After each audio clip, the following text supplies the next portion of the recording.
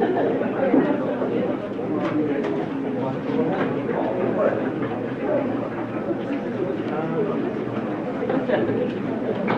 round of applause for Mary Smith.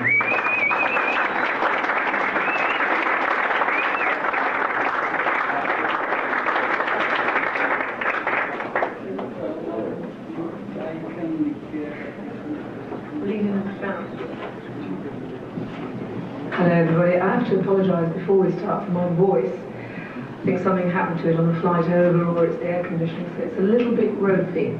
So I hope you'll excuse me. How are you all? Okay?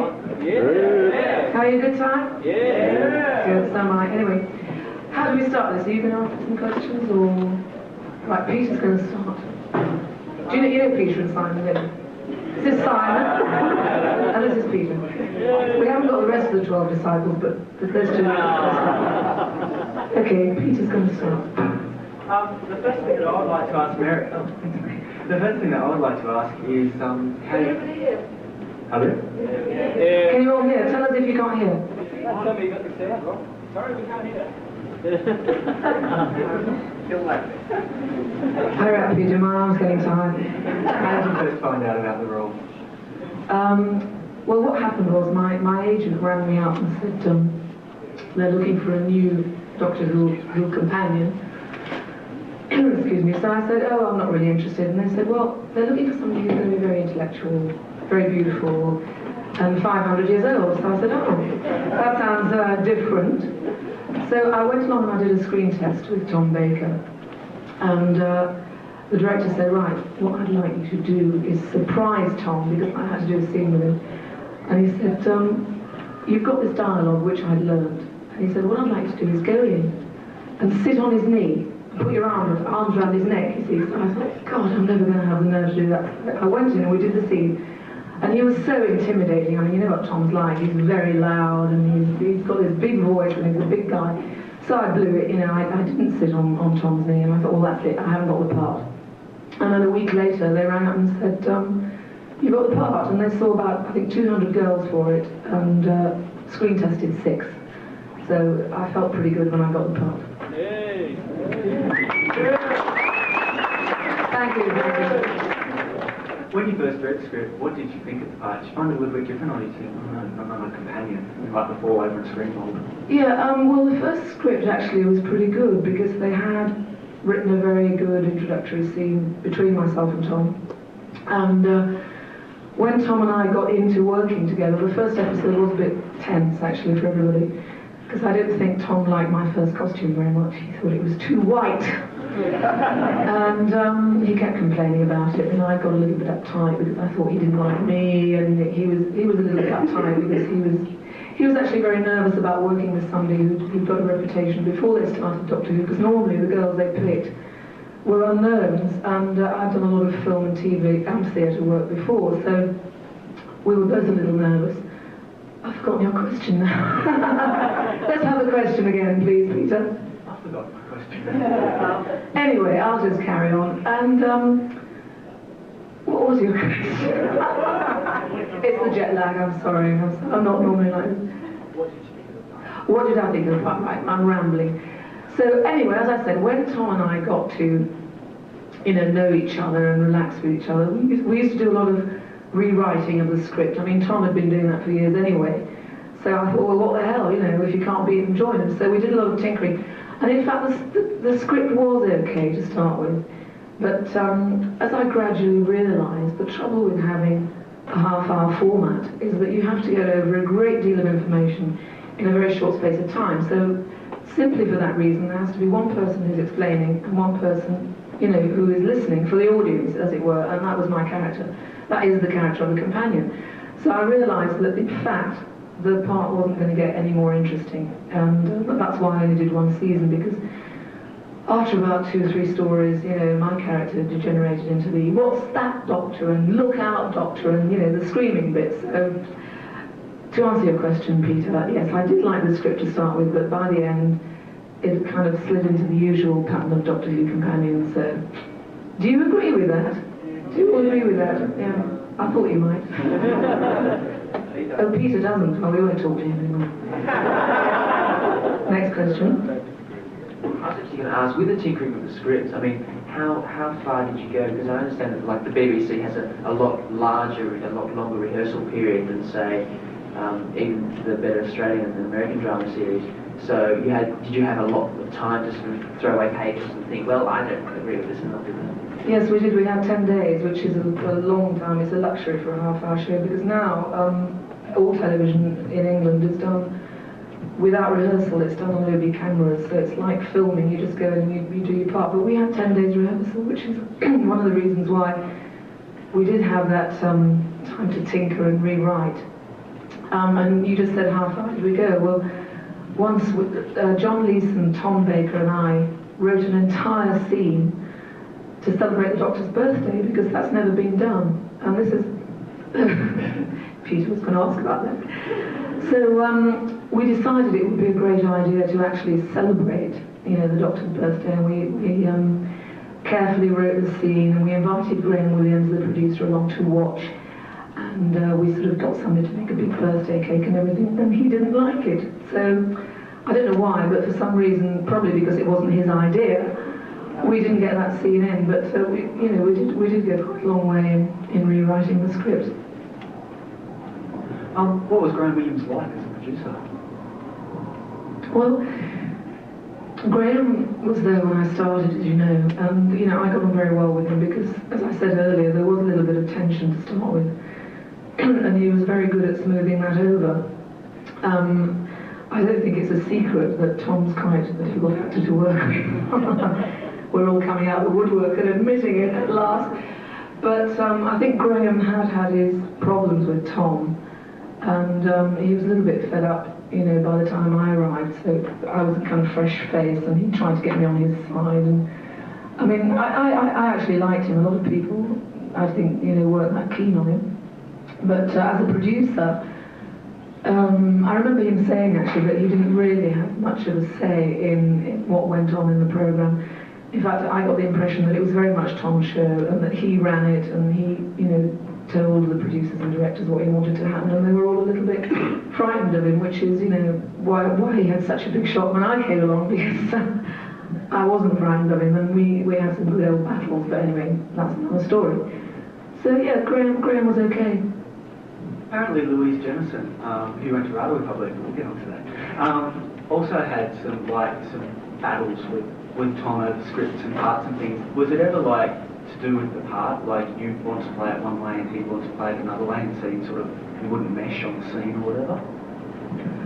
I can't remember that clearly. I think it was really just factual stuff. I mean, what we wanted to get into the show was A, much more humour, and B, much more technical stuff, but not technical stuff that people couldn't understand, but imaginative stuff, the kind of stuff that Douglas Adams writes, because he's got a wonderful imagination. But a lot of the writers, I don't know, tended to stick to the same themes, and the Doctor always had to get his tools out and start fiddling with his tools. We also had this problem because we had an umbrella theme on our 6 stories, as you know, The Key to Time. So we were stuck with this prop called the Tracer, which cost an unbelievable amount of money to make. It cost something like £2,000, which was, incredible, $4,000. It was just plastic. It was just a piece of plastic, and it kept breaking. Every week this darned thing would break, So Tom and I especially Tom, had a real hatred of this thing. And we were always trying to write ways round, changing reforming the tracer or changing it to something else. But again, they wouldn't let us do that either. So we had technical problems with the script, I think. I was just actually, you've got my list of questions. He's stealing the question. I'm happy to hand it over. Ask another. There was something I was going to ask on that. Well, maybe I could read the questions. Why not? I wanted to ask about the link thing in season 16, actually. That's what you want to ask. What are you asking? I was just going to ask, was it, as you described the problem with the fact that this prop thing. What about the fact that, I mean, the stories had to be broadcast in a certain order or had to be done a certain way, and like as in other seasons, they've dropped things easily because they're not actually connected to anything around them. Was that ever a problem? Did a script have to be desperately saved at the last minute because it just had to go, had to happen? Do you know what I'm talking about? I don't know what you're talking about. Never mind, I'll just go off on my own little tangent as usual. Yeah, we had this thing called an umbrella theme, and I think I know what you're trying to say, really, Simon, is the fact that because we had to find these segments in the story that all formed together to make, I forget what it was now. The Key to Time, thank you. It was a long time ago. And yeah, I think it was the writers actually who had to be very careful about what was going on, but I actually saw it again recently for the first time in many years, and it didn't seem very clear to me about this general theme. I mean, I don't know how you all felt about it, but it's very difficult when you're in a show to view it very... I think I just switched the mic off. Sorry about that. Sorry about that, but it's very difficult when you're in a show to view it objectively, but we always had a kind of sneaking suspicion that the Key to Time thing wasn't really working. And it could be, you know, as Simon just said, because everybody had to kind of conform to a particular theme. And I think the writers found it difficult, because normally if they write their own story, they can let their imaginations go off in all sorts of different directions. But because they were limited by this particular thing, it maybe made it more difficult for them, and therefore more difficult for us. So, I don't know, I mean, you can look at it both ways. In some ways it was nice because it gave you an overall theme, and for me, and the fact that it was my, you know, season, it did give me a kind of super objective for the entire 6 stories. So I don't know, I don't really know to answer your question in a long-winded fashion as usual. Had you watched the series before you got involved with it? Did you like it? Yeah, I did watch the series when it first started with William Hartnell and loved it. And then I had a period of time where I didn't watch it at all because I was sort of, you know, busy at school and RADA and so on. Excuse me. And when I went up for it, I haven't watched it for years, so I think it gave me a kind of fresh approach to it because of that. What about your training at RADA? I mean, that's a very sort of big commitment in terms of, I mean, if it's anything like the NIDA course here, it's very big, very long hours in terms of that. Did you know from a very early age that that's what you wanted to go do and you wanted to go to RADA? And, Yes, I did. I decided to become an actress at the age of 6, and don't ask me why, I just did. And when I was about 14, I wrote to RADA and asked if I could, you know, get in or do an audition or whatever. And I got a very nice letter back from John Fernald, who was the principal then, saying, you know, you're a bit young. I've still got the letter at home, actually. You're a bit young to start training, but concentrate on your art subjects and languages and English, which I did. And then I applied again at 17, I think. Got in, and that was the beginning of the end, as it were. No, just a joke. That was the beginning of my career. You got in at 17, that's interesting, because like minimum age for audition for NIDA here is 22. How young did they accept people? Oh, they moved it back to 18, obviously. The minimum entrance age is 18, so I was 18 by the time I went, but you can audition at 17. But in fact, I think Louise was 17 when she went. I don't know why, there was some problem with her grant or something, and she had a birthday at a funny time, and they had to get her in a certain year or whatever, so she went at 17. Were you actually in classes with Louise Jamison? That's Leela.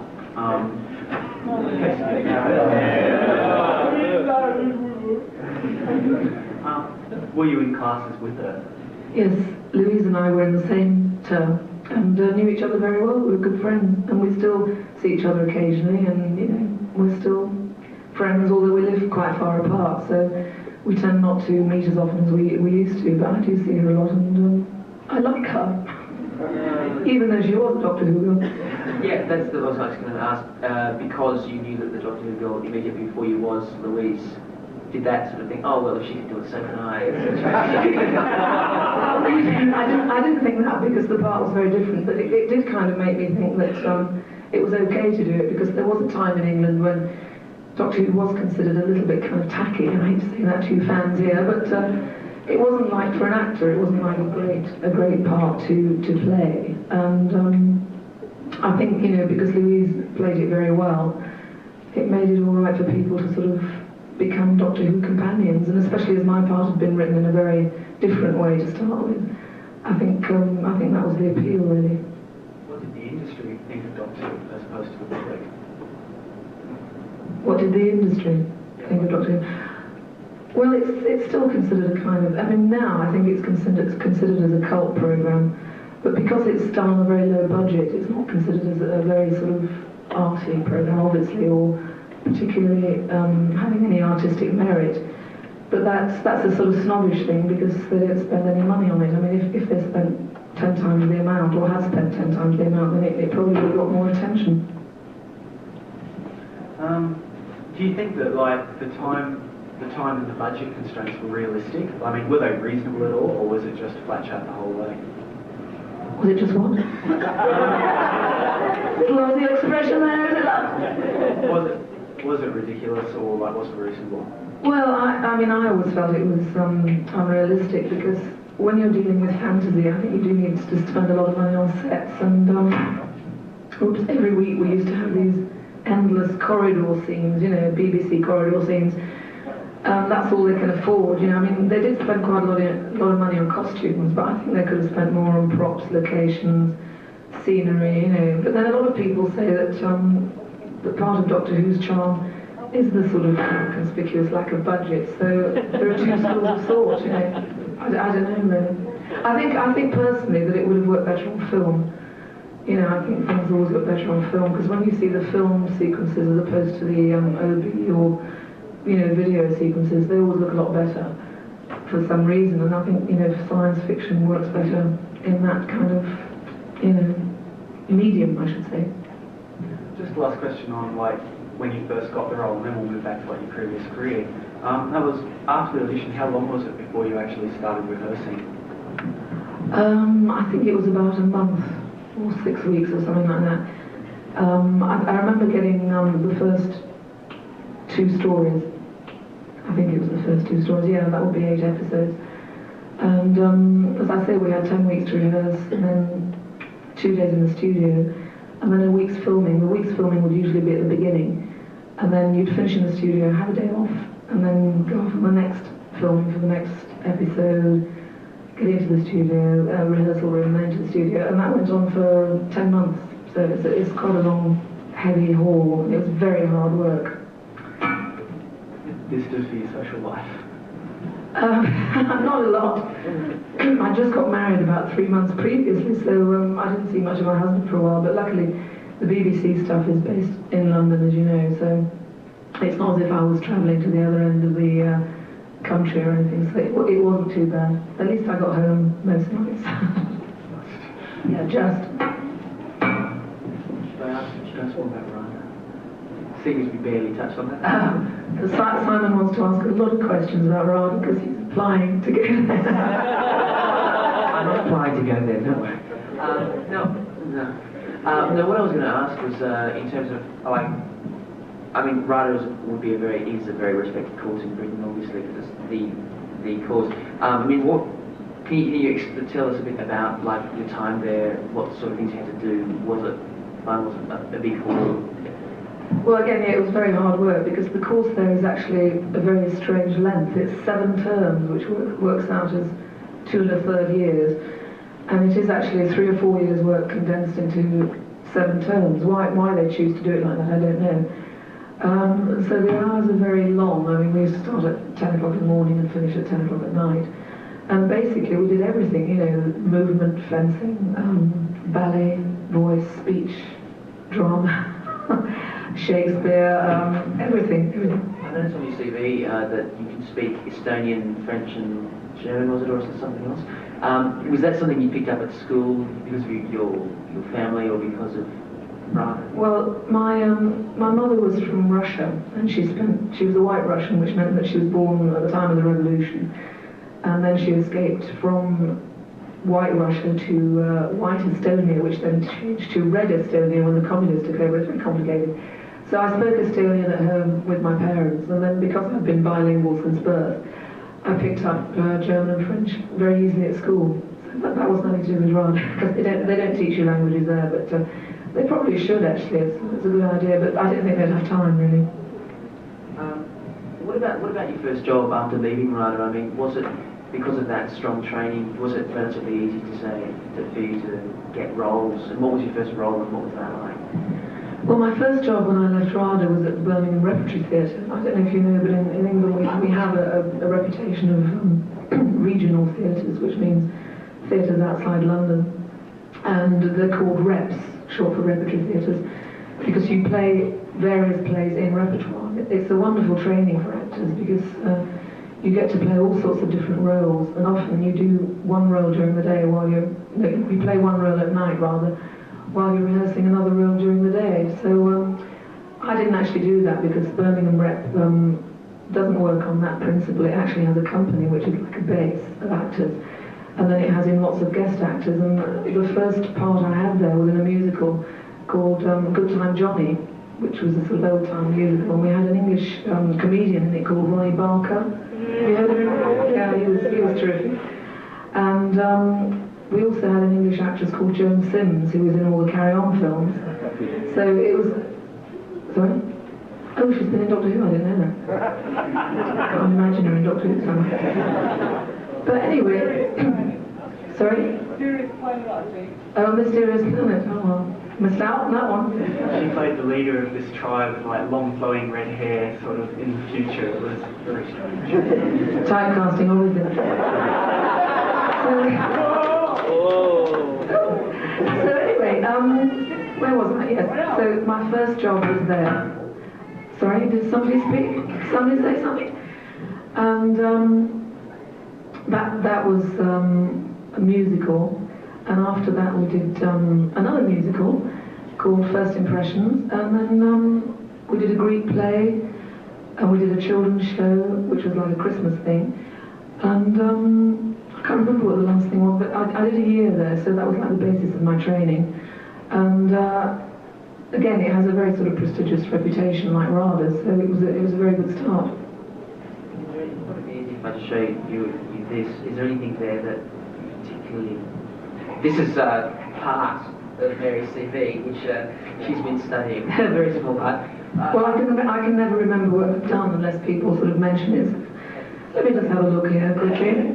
It's not actually in chronological order, but yeah. Oh, after Birmingham, I did a rock musical at a venue called the Roundhouse in London. I don't know if anybody, you might not have heard of it, but it used to be like a great sort of rock concert and avant-garde play type venue. It's closed down now, sadly. And oh yes, so the play I was trying to think of at Birmingham was a play called The Lover, which is by Harold Pinter, and that was with Derek Jacobi, who I don't know if you know is a very fine English actor. And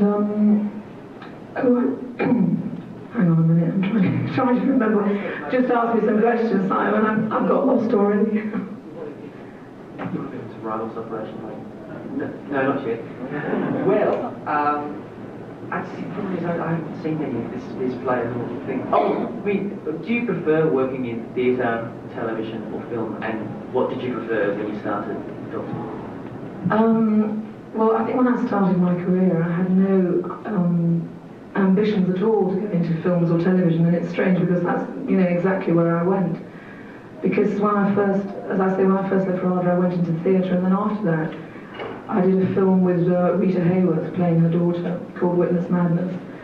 And then I did a TV series called The Donati Conspiracy. Yes, it's all done. Peter's nodding, I must be on the right track. And so in a funny sort of way, you do tend to get what you don't want. I don't know whether it's true for everybody, but certainly for me, I did want to go into theatre. And my career immediately branched off into films and television. So by the time Doctor Who came out, I forget what year was it I did Doctor Who? 78. Well, I'd done about 6 years in films and television. Some theatre, but not really as much as I wanted to do. So as soon as I finished Doctor Who, the first thing I felt like doing was more theatre. But of course you can't always pick and choose. You have to really take the work that comes along and just be thankful that somebody's asked you to do something. That's the actor's life, I'm afraid. how easy was it to get roles? I mean, was there a lot of competition, or were you generally picked for roles, or you just go on spec? Well, I had a lot of luck at the beginning of my career. I worked virtually non-stop in my 20s, and I don't know whether Doctor Who was a plus or a minus. I mean, some people have said, oh, you know, we think you shouldn't have done Doctor Who, it was a big sort of minus. And other people say, oh, well, you know, it was a very good kind of showcase, and, you know, because of the part, as I said earlier, it was quite sort of, you know, sophisticated. It wasn't that little girl was, so, is that on? Hang on, microphone. Am I holding it too close? But, no, I think really, I was fairly lucky and I worked very consistently. But there isn't a tremendous amount of competition for actresses in England, because there are something like 8 women's parts, no, eight men's parts to every women's part, and yet there are more actresses than actors, so you can imagine how difficult it is. And also, as you get older, unfortunately again, the parts get less and less. But, you know, we kind of struggle and manage to survive somehow. Do you have a preference for drama or comedy? What, in films or theatre or both? I like to do comedy. I mean, I didn't really answer Simon's question about doing theatre, films and television. I think what you hope for as an actor is to do... What was that? Simon was making funny faces. Simon's making funny faces, is he? What are you trying to do here? Upstage me or something, Simon? Behave yourself. No, anyway, I think all actors like variety, so you do find that if you're doing a long-running TV series like Doctor Who, you yearn to get back into the theatre, and I did a play in the West End with Gordon Jackson, who you might remember from Upstairs Downstairs, which was called Cards on the Table, and that ran for a year, and by the end of the year, I mean, I just really was so sick of doing theatre, I couldn't wait to get back into television or film. So I think whatever you're doing, you kind of want to do something different when you've finished it, which is the nice thing about an actor's life. And also, going back to your question, Peter, about comedy and tragedy or comedy and drama, again, it's the same thing. You know, you can spend 6 or 9 months, say, doing a TV series, which I did. I did a comedy series called Hello, Goodbye Man. And when I finished that, I thought, oh God, I'd really like to do something a bit heavy now, you know, or get back onto the stage and do a very dramatic role. So I think the answer, especially for me, it seems, is variety. Variety at all times. How did the press react to you? I mean, in your other series as well as Doctor Who, but how did they treat you? How did the press treat me? Well, the press in England have always treated me very well, you know, so again, I've been lucky there because I think they're quite fickle. And sometimes for some reason they pick on people and decide that, you know, they're not going to like this person or that person. But touch wood, so far they've always given me a pretty good time. Did you get recognised a lot in the street? I mean, especially for Doctor Who, a lot of fan mail, that kind of thing. What was the public perspective like? Well, it wasn't actually as overwhelming as I expected, because I remember when I was working with Tom, he used to say, oh God, you know, your life's really going to change when the programme goes out, you know, and you won't be able to walk down the street, you know, and people will keep stopping you all the time. And it just didn't happen, you know, when the thing came out, I kept thinking, right, this is it, you know, I have to get my dark glasses on. But I think the British public are very reticent about rushing up to you. And I think you kind of give off a vibe. If you want people to approach you, you kind of give off a vibe. And I think my vibe was, don't come near me, don't approach me. So they didn't, you know, I mean, some people did, obviously, and you could see people sort of looking, but the British are very discreet, you know, they don't ever intrude on your privacy. Because Tom had a completely different personality to mine, you know, he's very extrovert and I'm actually quite introvert. He'd walk down the street, you know, wearing his Doctor Who scarf and sort of shouting, you know, so you couldn't help but notice him. I mean, he does look very eccentric, or he did then, you know, with his hair and everything, and he's so tall and he's got such big shoulders, you know. And he always used to wear those sort of long swinging coats that looked like the Doctor's character, so you really would notice him and realise. But I suppose, because I look quite different, you know, out of my Doctor Who clothes or whatever, and I normally wear glasses, people maybe didn't notice me until it was too late, and then they thought, oh, was that her, or wasn't it? You know, so I did get some attention, but not as much as I thought. I did get a lot of fan mail as well, and I got a lot of letters from Australian fans, so if there are any here who've written to me, thank you very much. And I still do, I mean, I still get lots of fan mail from all over the world, England, Australia, America, get a lot from Australia. Is it difficult replying to it, I mean, volume-wise? Well, I don't reply to it anymore because I feel that after 15 years I've done my bit. I mean, often people do send stamped addressed envelopes, so obviously I'll send that back. But I never had the time to write to everybody because there was too much mail in the beginning, and Tom did warn me and say don't ever get into a correspondence because you'll find it's just going to be too much. You know, if you write a letter, somebody else writes back, then you have to write back again. And in the end, it'll just take over your life. So I'd always just send a photograph, and when I was working on it, the BBC would do all the letters and photographs anyway, so it was easy. But as I say now, I mean, it's really such a long time that I don't think people really expect me to write. Well, I hope not, anyway, because I never do. Sorry. Peter's overwhelmed. Do you think that Tom stayed too long? He was there for 7 years. Do you think that was too long a time in one part? I don't know really. I mean, I think he could have gone on for quite a long time in terms of popularity because he certainly was, I think, one of the most popular doctors. But certainly when I got to the end of my reign, as it were, Graham Williams tried very hard to persuade me to stay on. And he did say at the time that they were going to ask Tom to leave at the end of my season, and I would take over with somebody else. So I was never quite sure why, or whether that was true or whether it was just something he was saying to try and get me to stay on. But there certainly was that feeling that Tom probably had done enough at that time. But when I said I wasn't going to stay on, I think they decided to keep Tom and go for Lalla Ward. Do you think that maybe it was needed from above? Like maybe they thought it's time that Tom should go, but Tom's popularity was such that like orders came from above that he should stay? I don't know about the orders from above because you never know about those sort of things, do you? The powers that be. You think, well, it might have been, yes. I mean, I've never really thought about it that way, but I think Graham Williams did have quite a lot of power then as the producer. And as I said earlier, it's no secret that Tom was quite tricky, and the more time that he did on the show, the more carried away he got, with his power. And he did have an enormous amount of power because I've worked with a couple of actors who've had that sort of saying thing, but Tom really did have a lot of saying things. So maybe he was just getting a bit too big for his boots, and they wanted to sort of frighten him by saying that maybe he was going to go and then keep him on and see whether he'd just reform, I suppose. Although I don't think that's possible in Tom's case. If there's somebody who wants to ask questions, we'll have question time at the end for like formal questions, so I don't get a chance to ask questions. No, I was going to make a comment. Later.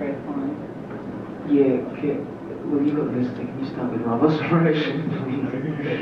Oh, girl. I can't read your writing. Read the list. Oh, there you go. Okay. So Robert's operation you talked about. Oh, sorry, I'm probably thinking. Robert's operation you talked about a bit in terms of you liked the script because it was a strong one for Romana. What about? I mean, in your time there, in terms of in those first few stories, there were a lot of, or a few other big-time actors, because I understand Ian Cuthbert's and Bruce Purchase and so forth. What was it like when they sort of arrived for the first day of rehearsals, and, I mean, for you as well as for Tom, as well as for everybody else, like... I know what you're saying, Simon, right? It was great, actually. I mean, one of the nice things about doing a long-running program is that once you get into it and you relax, you kind of feel you belong, in a certain place in your character and in the studio. And then when people come in and they're all a little bit nervous, you kind of feel, oh, I remember what that felt like. You sort of take them in and look after them. And I can say, quite honestly, without exception, that all the guest actors we had were fabulous. Great fun to work with, and we had a lot of good laughs actually, especially with Glyn Owen, who was in Pirate Planet. And Ian Cuthbertson was very funny, so it was a very happy time from that point of view. And also it kind of broke up the monotony of working with the same people all the time, and brought fresh blood to the show, and sort of kept you on your toes and all those sort of things. Yes, I would say all advantages really. They kept you on your toes. Was there ever like a danger that you felt overwhelmed? Like the character of mine was being pushed into the background by these, guest actors coming and playing these parts specially written for them. Was it difficult to hold your own? Well, yes, it was in some instances, because I remember particularly in Stones of Blood, I didn't really have very much in that. I think I spent the rest of the time hanging off the edge of a cliff. Or getting my high heels stuck in cracks in stone, But I think it's also because Susan Engel and Beatrix Lehman were very good actresses, and they did have very good parts.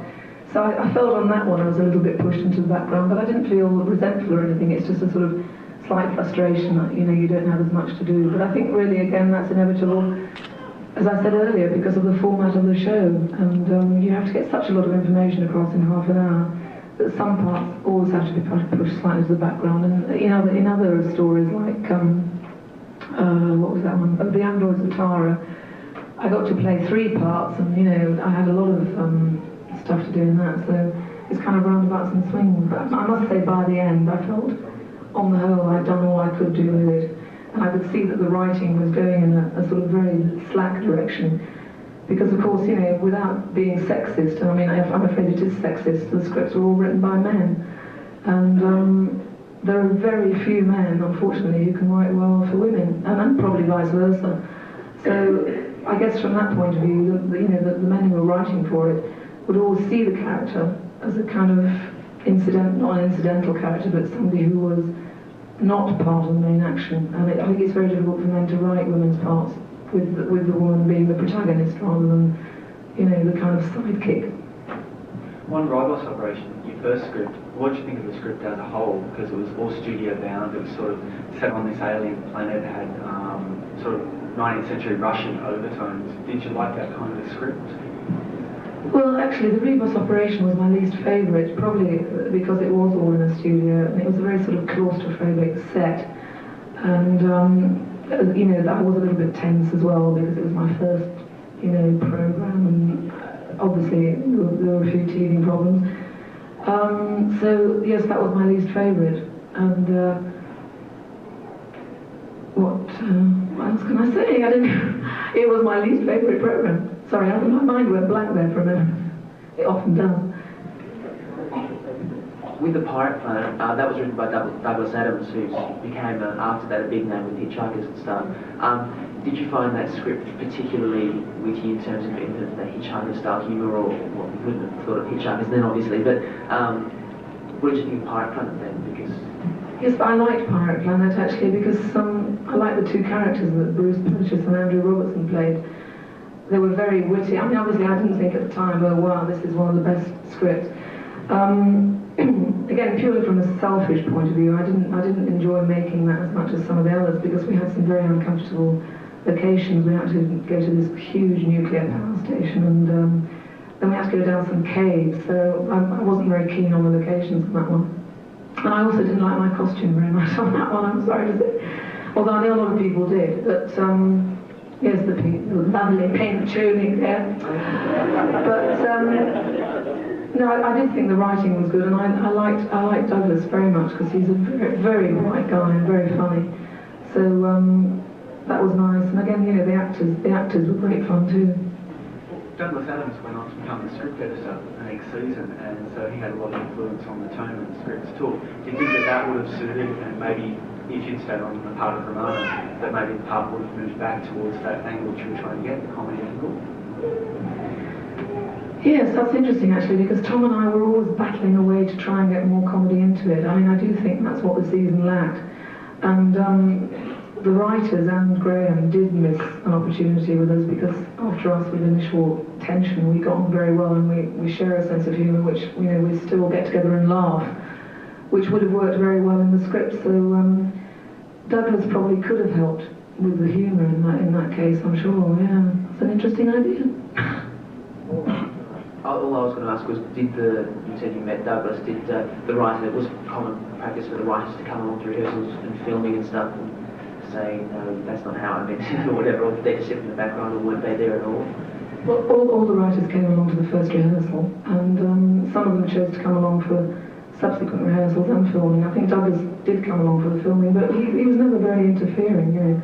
I mean, Tom would literally rewrite the dialogue with the writer standing next to him, you know. And I don't tell you what he called it sometimes, but he used to describe acting in Doctor Who as alchemy, because it was turning a four-letter word into gold. No prizes for guessing which word, loves, no. But no, he didn't care. He really didn't care. I was a little bit more careful when the writers were around, but I think because Tom is so creative, I don't think they really minded. I can't remember any of them ever really sort of, you know, standing up and saying, oh, you can't change this, you can't change that, because again, it's going back to that umbrella theme. Tom was always very clever, and he'd say, oh, but of course you weren't here on episode 1 when I said, and of course they didn't have a leg to stand on because they didn't know what happened in episode 1, so he'd always kind of say, you know, that was his reason, and get away with it. He got away with murder. I'm really interested to go back to that point about Douglas Adams, the script editor. The next season was a lot more comedy based. And like, it had a couple of stories in it, especially there was one called The Haunts of Nymon, which was shown over Christmas. It was very panto based. Do you think it would have been better to have a more eccentric style of humour, or just bring in more comedy as in wit and dialogue? I think I've already answered that question, Peter. But I'll answer it again if you like. As I said earlier, well, I didn't see the subsequent series, so I don't know what the writing was like, but I think Douglas, again, you know, could have benefited, we could have all benefited if Tom and Douglas and I had got together and sort of played around with the script, because it's very much, it's not so much the writing, it's very much the actors that you're writing for, and Douglas is a sensitive writer, and I think he could have, you know, made something of the comedy duo that Tom and I could have developed. You happy now, Peter? Happy now? Sorry, I didn't know myself. What I actually meant was it the comedy in the form of wit and dialogue and things like that, or some more visual stuff? Visual gags, people tripping over, hiding behind things, canines swiveling around. Well, both. I mean, I love humour, so the more the merrier. Did you think that necessarily Doctor Who was necessarily the place for it? Because there was a lot of uproar then, and sort of in fans, and also relatively recently another producer brought in a bit more comedy, and people going, oh no, it's not. It's supposed to be like a drama. So you believe that it should be like funny and sort of... Well, I don't necessarily believe it should be very funny, but I think there is a scope for humour within it. And I suppose it's just because I've got an active sense of humour, and Tom had as well. I think when he was acting with Louise, they had no spark at all. I mean, again, it's not a secret, but they did not get on.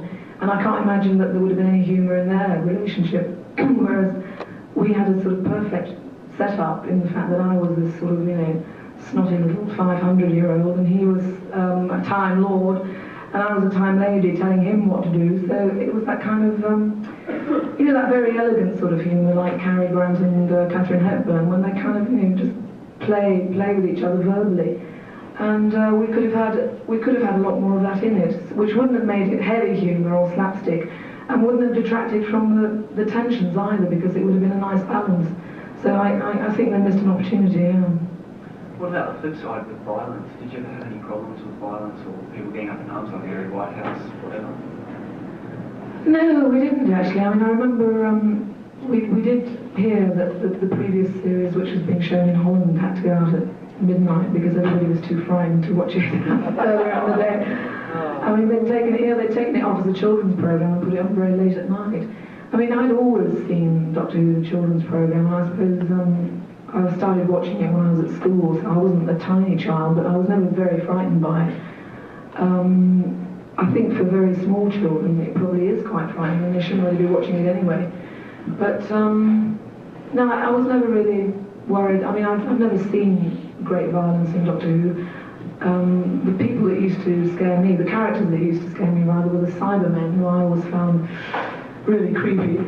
But I never sort of got freaked out by the Daleks or anything. I don't know. Some people do, some people do. Do you think there was scope for like more violence in there? Not of gore and that kind of thing, but more action kind of violence and thrills and spills? Well, there is scope, I think, but I always think violence is a bit of a cop-out, and I don't think Doctor Who is really a place for violence unless it's absolutely necessary. I think that's the charm of it. You know, if you started having violence, it would be just like every other sort of cops and robbers thriller type show that you get on television. I think the charm and the longevity of Doctor Who depends on the fact that there isn't a great deal of violence. There's a kind of sinister thing sometimes, you know, like I said, the Cybermen and things like that. But because they're all extraterrestrial or often, you know, not of this earth, it's a kind of escape valve that people can employ. And I mean, I personally think there's too much violence on our screens anyway. I don't enjoy watching it. And I don't particularly enjoy acting it either, as Sylvester McCoy found out. Cue for the next question. Yes, what did Sylvester McCoy find out?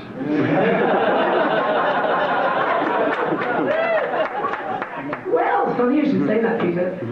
But we did a really strange and I hope largely unseen film together called 3 Kinds of Heat. That's when I first met Sylvester. And it was an American movie, but we were filming it in England. And he was playing a kind of strange baddie, and I was playing an even stranger, strange baddie. And we were kind of talking one day about Doctor Who, and he was asking about the conventions, and I said, oh, they're fabulous, you know, you go to America, and you go all over the world, and you get to talk about Doctor Who, and you get these free trips, and it's great. And he said, oh, it sounds really interesting. And about 6 months later, who was the new Doctor Who? But anyway, it was. All thanks to me, you know, I'm sure it was all thanks to me. And no, we had a scene where he had to shoot me, and it was terrifying because when you have an explosion now on screen, I mean, they used to just point a gun at you and used to sort of collapse and that was it. But now, of course, they want to see the bullet going in and the blood coming out. So they set up this kind of explosive pack under my jacket, you know, where my heart was roughly, or slightly higher, sort of up here, very near my face. I was really worried. And this little guy off the set presses a button and your whole jacket explodes, you know, and blood flies out. So it was absolutely terrifying. So I think actually acting violence is worse than watching it. And that Sylvester had to shoot me. So I forgive him though. I do forgive him. You say, you know, you can't like talk to Sylvester about it. You said I remember reading once you actually talked to Lalla Ward or almost got Lalla Ward the part of them after you. Well, yeah, it was my suggestion actually. It was my suggestion. I did it in a jokey kind of way because we were coming to the end of filming and Graham Williams had heard from my agent that I wasn't going to do any more. And he was still kind of going on about it and wouldn't take no for an answer. We were all sitting in the BBC canteen. He said, oh, well, of course, Mary's going to be here next year, aren't you, Mary? I said, no, I'm not, Graham. I'm not going to do any more. I've got to. What about Lalla? She'd make a perfect companion, you see. So we went, ho, ho, ho, ho. But I saw Graham go very thoughtful. You know, he got really thoughtful at that point. And, of course, Tom looked very interested because you know why Tom was interested, of course.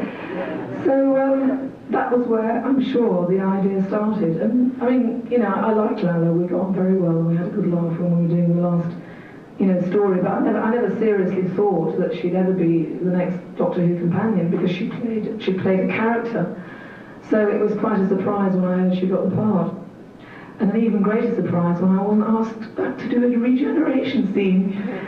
And if anybody wants to ask me about it, the answer is, I don't know why. Sorry, it's just that I think people have generally been led to believe that you wouldn't come back for a scene or... No, absolutely not. I mean, I have never understood why the BBC didn't invite me back. I mean, I think they were very, very disappointed that I wouldn't do more than one season. And, I mean, maybe someone's deliberately put around the story that I wouldn't come back to do the regeneration scene, but it's absolutely not true.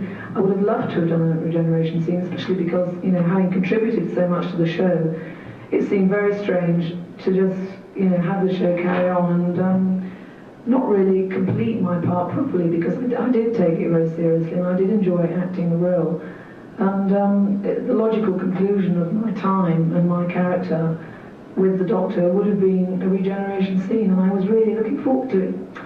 But they never asked me, and I never found out why. It must have been something I said, I guess. Oh, didn't say. Going back a bit though, is there anything specific, like in the stories that you did, that you remember as being a big disaster in terms of a big error, in terms of walls falling down or something, like a big hysterical blooper or something, you know, really? Oh, right. Oh, God. Yes,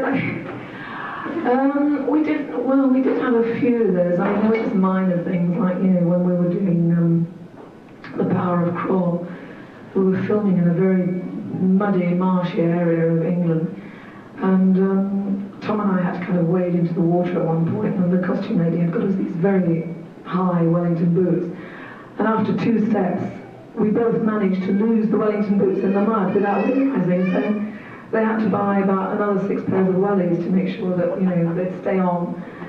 And the other time was when we were filming The Androids of Tara at Leeds Castle, and Tom had been given this prop, which was a fantastic old antique fishing rod, you know, which he was fishing with. And on the very first take, he picked up the fishing rod and cast the line, and then he let go, and the entire rod went into the water. And of course, because it was such a special one, they had to get this guy to put on a frogman suit and wade into the water. In fact, it was the stunt guy, Terry Walsh. Thank you. I'm amazed how you always know the names better than I do.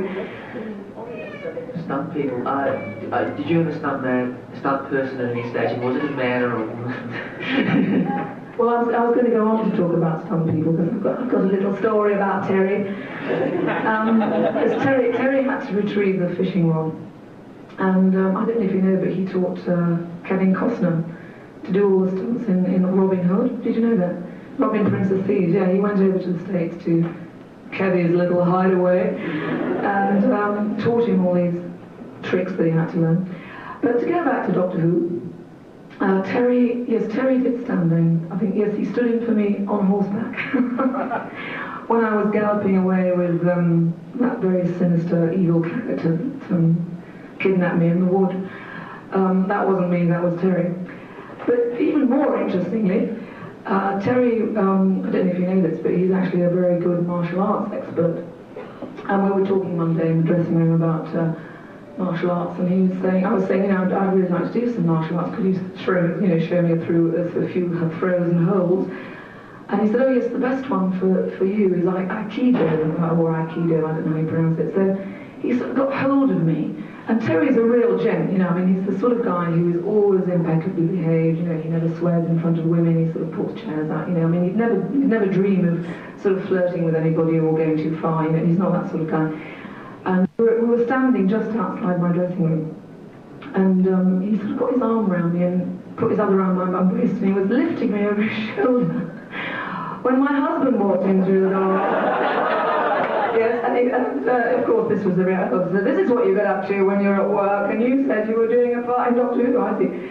But that was very embarrassing. In fact, it was very embarrassing for Terry, because, as I say, he's such a gent. But no, the only time that Terry doubled for me was on horseback, to answer your question. So every other time we see your clothes, it's actually you in them. Like, oh yeah, of course, yeah. I can't remember, actually, to be honest. I can't remember. What was it like working with K9?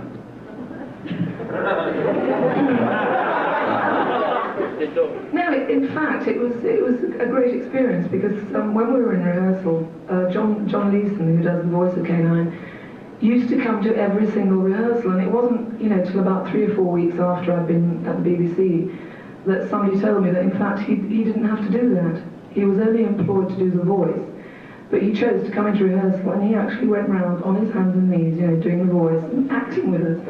So we got used to seeing John's little face looking up, you know, and giving the lines inflection and meaning, and you know, putting all these sweet little faces.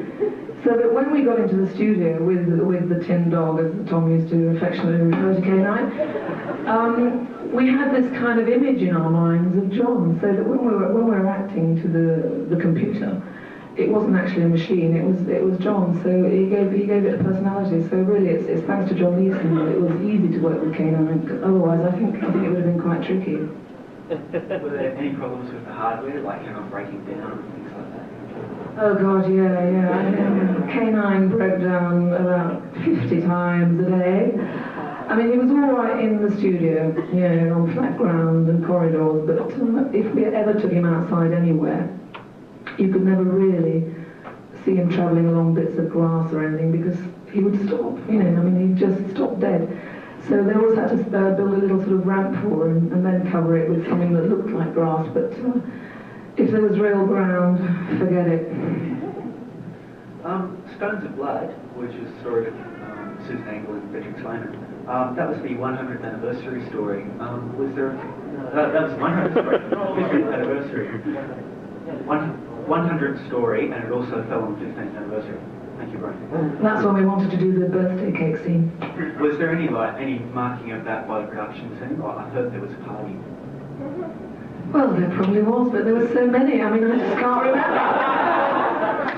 No, yes, we did have a party somewhere. I mean, God, it all merges into one long party now. But no, that was the one where we tried to write in the birthday scene, and as you heard earlier, we failed, so it wasn't a great success for us. But there you go. Did you have any say in your costumes, or did they just give them to you? Well, I had quite a big say, actually. The very first costume, the white one, which I had designed, was actually made by Cilla Black's dressmaker. Do you know who Cilla Black is? Yeah, I've heard of Cilla. Were you offended that Tom didn't like the costume? Well, yes, I was, but then I realised that he was actually, you know, a bit, as I said, a bit worried about the upstaging, because white's a very, you know, blazing colour on screen. And if somebody's wearing white, then you tend to look at that person and nobody else. But, which was nice for me. But, yeah, that was the first one. In fact, I had 6 of those dresses made, because as we discovered about halfway through filming, the fabric was so heavy that by about, you know, after wearing it for half an hour, it would have dropped to the floor and I'd be tripping over it. So I had to keep changing, and she had to keep putting the bottom of the dress in cold water to shrink it again. So that was the costume I remember as my quick change number. And then, I forget what the next one was. What was the next one? Oh, the pink one, yes. I wasn't mad about the pink one. I just didn't like the pink one. A lot of people did like it, I know. I think it's because it was so cold. We were filming in winter, and as I said earlier, we were in all these kind of caves, and it was just freezing, so it was never warm enough, even though I had about three layers of thermal underwear underneath. So that was a kind of practical thing. And then the androids of Tara. Yes, in fact, I designed that costume myself.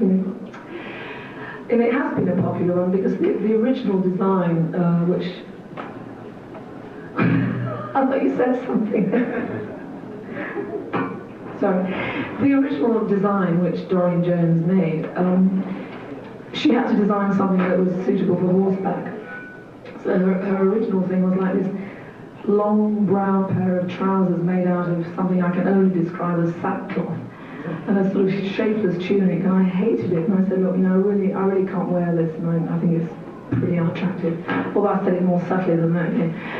And we came up with the design which eventually we used, because she asked me what my favourite colours were, so I said, oh, purple and turquoise, and she got purple and green, so, and then we designed the trousers and the boots together. Oh, that's bad, isn't it? Is it because I'm holding it too near? Is that better?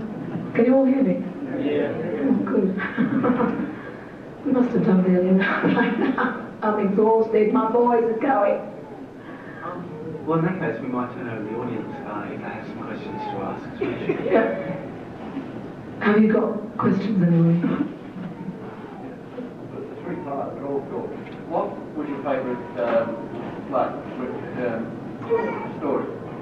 What was my favourite story? I think The Androids of Tara. A, because I got to play 3 parts.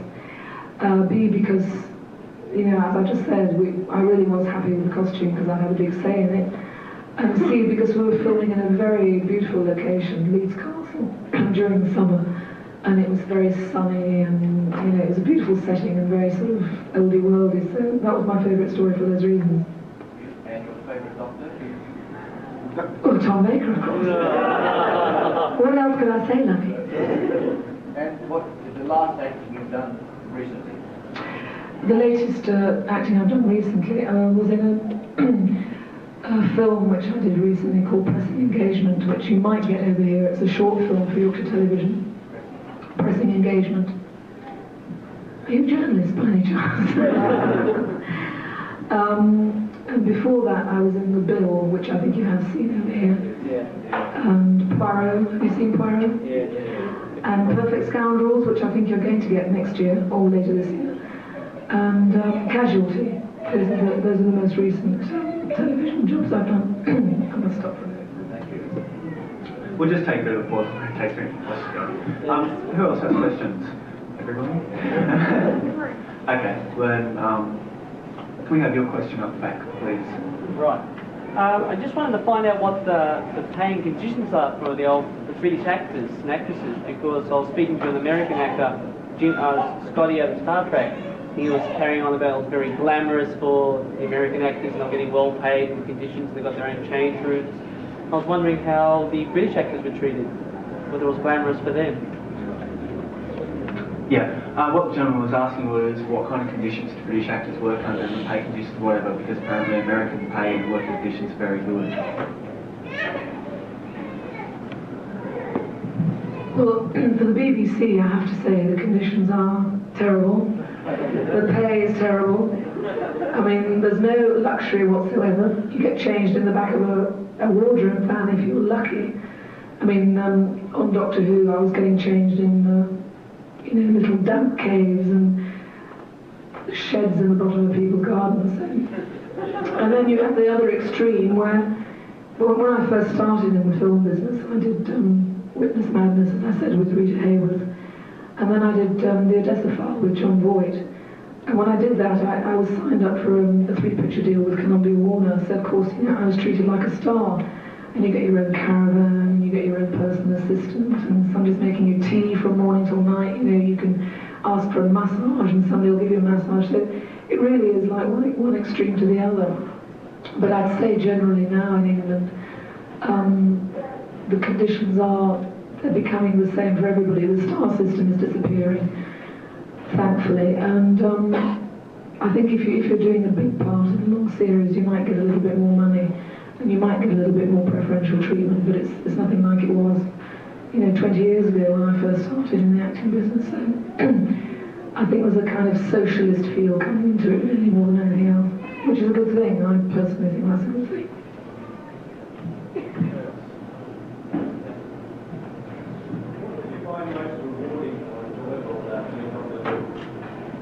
The question was, what does Mary find most rewarding and enjoyable about doing Doctor Who?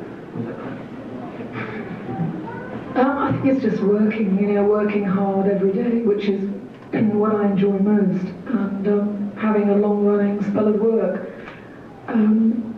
As I said just now, the business has changed a great deal. There's not as much work around for actors as there was 15 or 20 years ago. So to actually get into a long-running series is a luxury, and to be able to work every day and, you know, see the show come out and get the fan mail is just, you know, a great buzz. I think the nice part was just having regular employment and not worrying where your next rent check was coming from, even though it was small.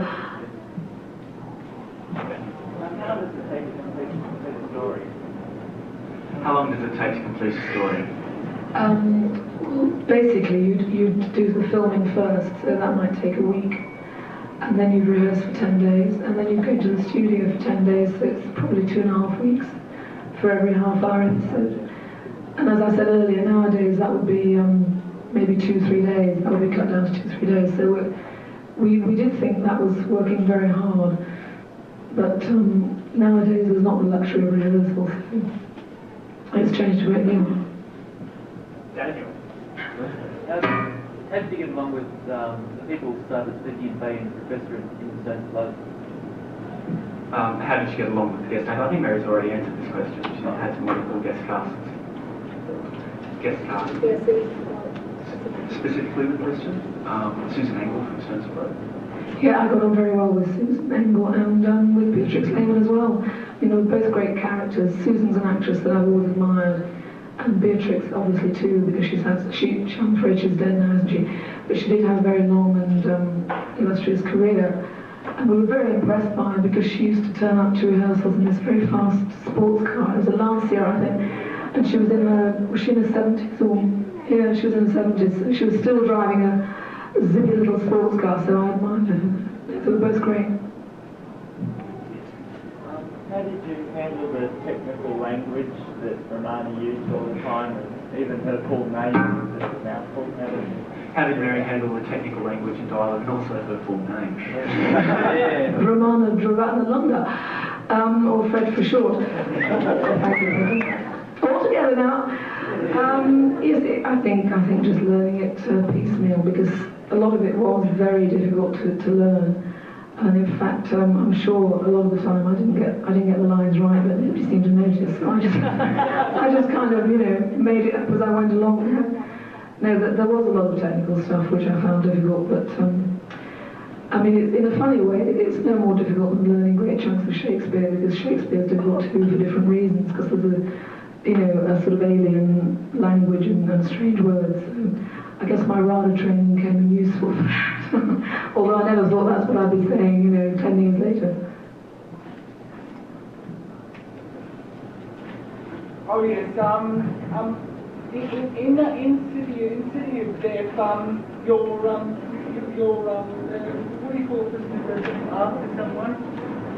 Oh, anyway, the person, the second Romana, Lila Ward, wore what you might call a schoolgirl dress, a rather sexy image with City of Death.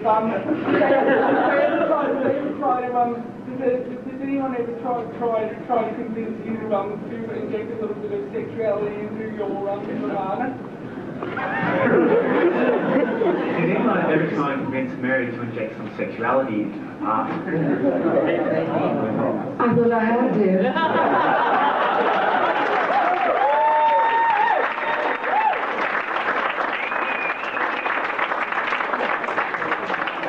Obviously, I failed.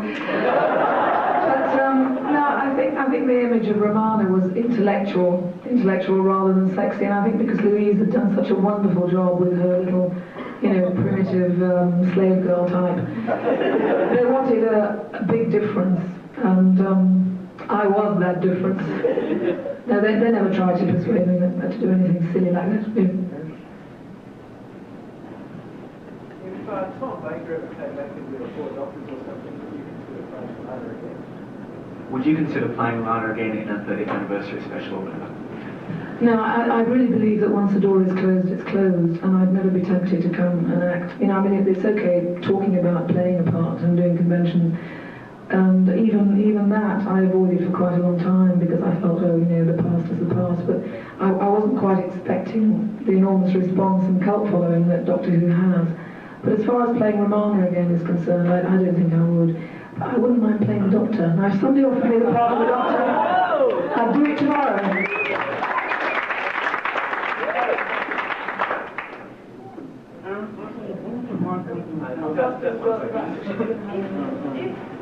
Tom Baker didn't like a script where he was really hard or fed up, would he really ever get to have his thrown a script across the rehearsal? Would Tom Baker get very angry if he didn't like a script? Oh yeah. He used to throw scripts out of the window, actually. Which was really worrying because we were like 7 floors up, and the poor little PA would have to run all the way down the stairs to the car park, pick up the pages, run all the way back. Oh no, he used to tear pages out, throw them into balls and throw them around the rehearsal room. He's such a character, Did he ever cut any of your parts out? Himself? Did he ever cut any of Romana's parts for himself? He tried to, yes, but he never got away with it.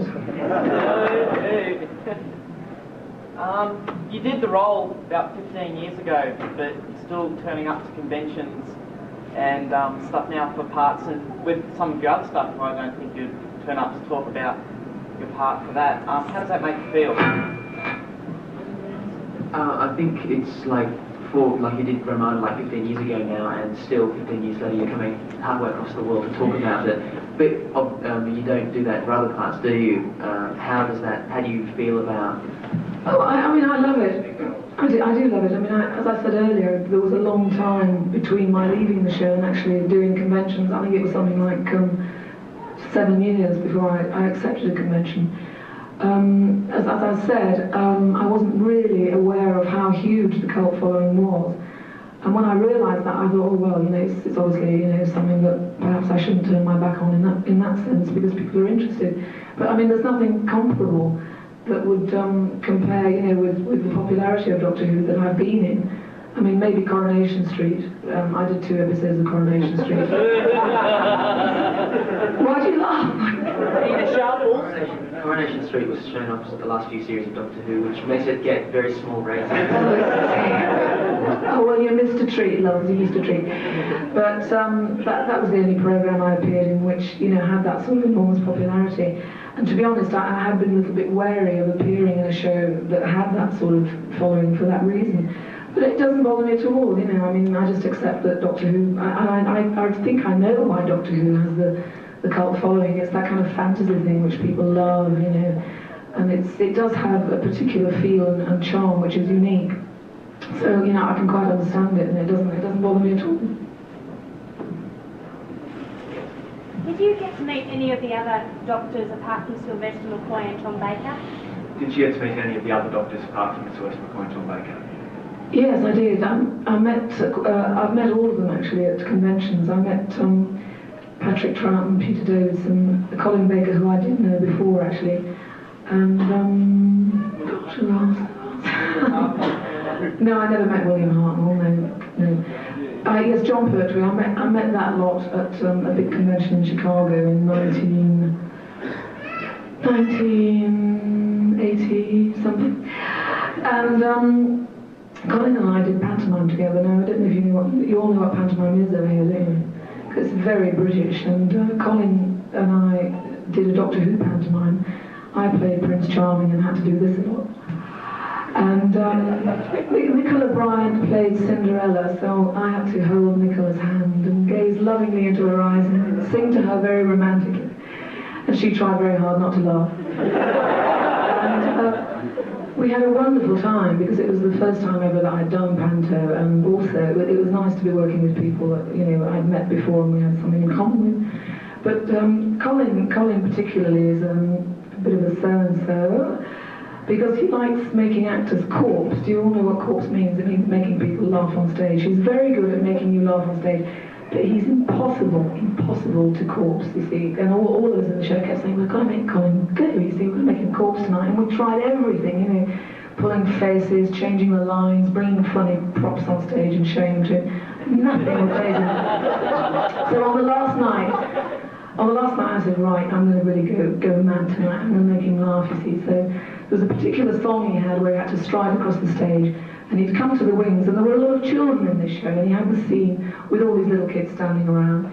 And I put on my dressing gown, and I put on my knickers, and I didn't put anything else on. And I stood in the wings, and as he came over, I went...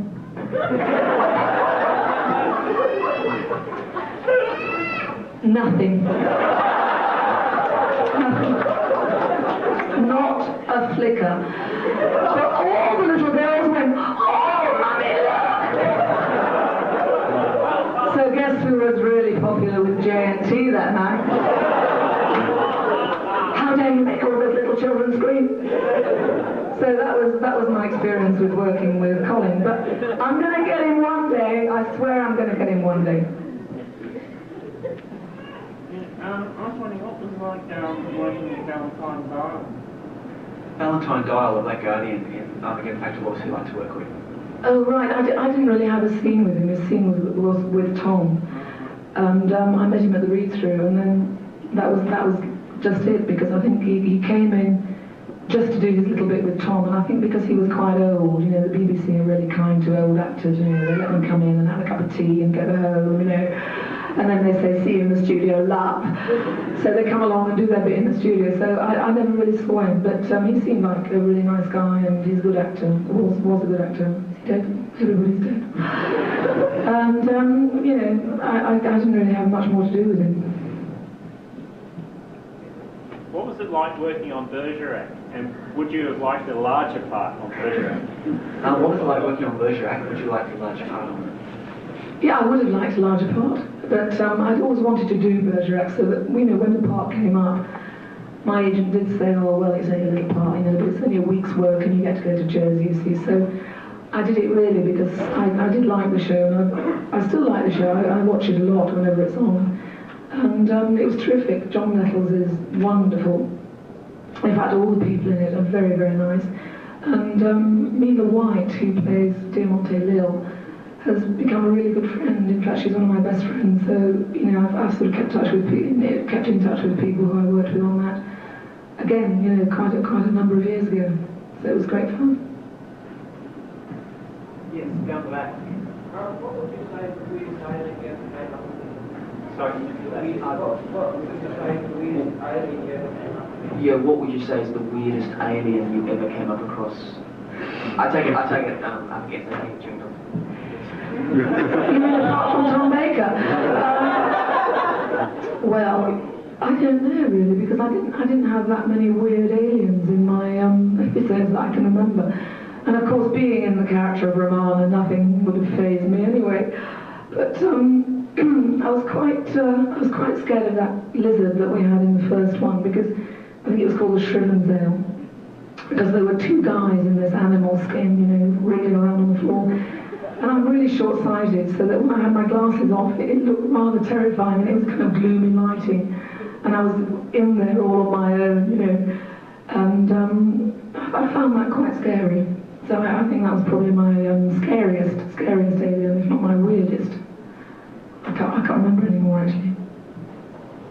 Do you see anything of Tom Baker these days? And if so, what's he mainly doing now? Do you see anything of Tom Baker these days, and what's he doing now? Funny enough, I went to a convention in Chicago last year, and Tom and I sat together across the Atlantic and laughed ourselves sick, as usual. He's actually doing a TV series called Medics, which is for Granada Television. But I think after Doctor Who, he found it very difficult to get work because he was such a strong character and he was very stereotyped. But he does a lot of voiceover work in England.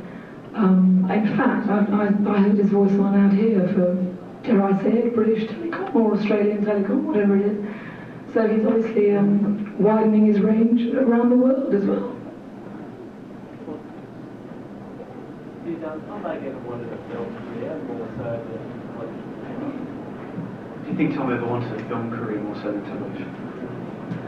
Oh yes, I'm sure he did, because he had that big success with Rasputin, and I think again he was under contract for a 3-picture deal, but because there was no film industry in Britain, I'm not sure whether he ever did another film after that. I think he did something, the Sinbad movie, I forget whether that was before or after.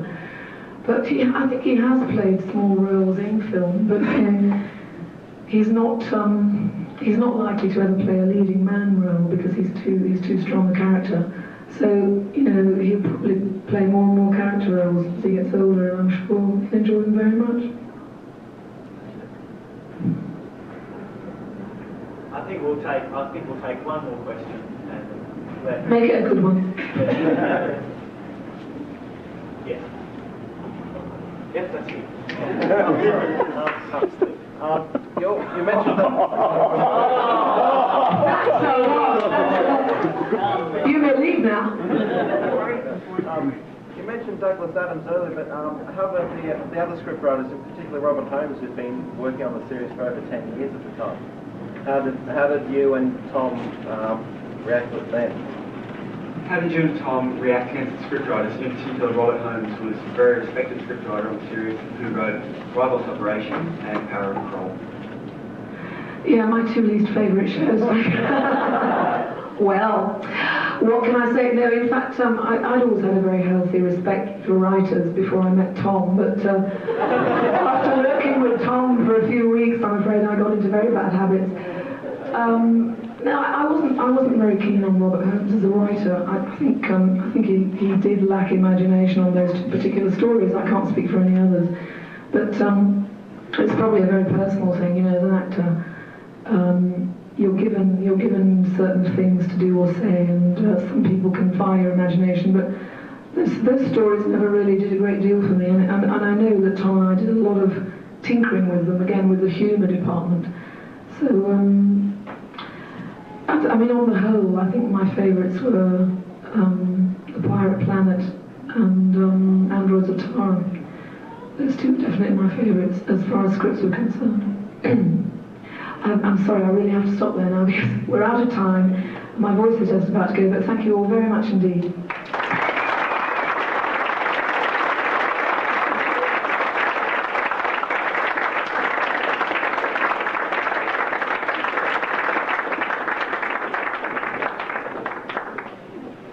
I just got to run.